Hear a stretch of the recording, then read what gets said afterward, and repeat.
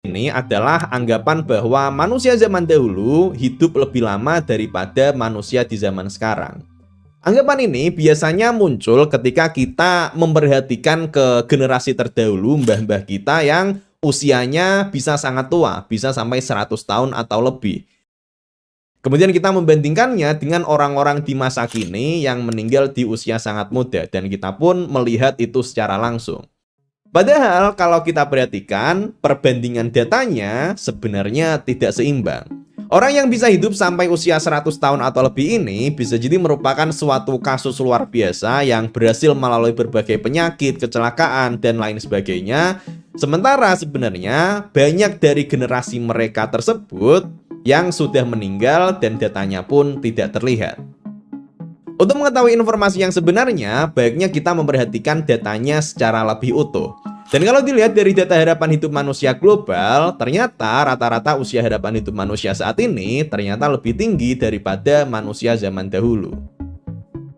Hal serupa juga terjadi pada anggapan bahwa bangunan zaman dahulu lebih kokoh daripada bangunan modern. Ketika kita melihat ke piramida Giza atau misalnya Candi Borobudur yang masih bisa berdiri setelah ratusan ribuan tahun, lalu kemudian membandingkannya dengan bangunan modern yang lebih cepat rusak padahal baru dibangun 10 tahun atau bahkan baru beberapa bulan rusak, itu kalau jalan ya.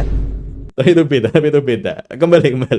Padahal bangunan-bangunan zaman dahulu yang masih bisa berdiri sampai sekarang, ya itu aja. Sedangkan bangunan lainnya seperti rumah, kandang, atau lainnya dari masa yang sama tersebut sudah tidak bertahan. Sehingga dari sini kita tidak bisa menarik kesimpulan secara umum digeneralisir bahwa bangunan zaman dahulu bisa lebih bertahan dibandingkan bangunan zaman sekarang. Survivorship bias juga bisa terjadi ketika kita menilai kesuksesan orang seperti misalnya Bill Gates atau Mark Zuckerberg yang biasanya dimunculin di motivasi-motivasi ya teman-teman.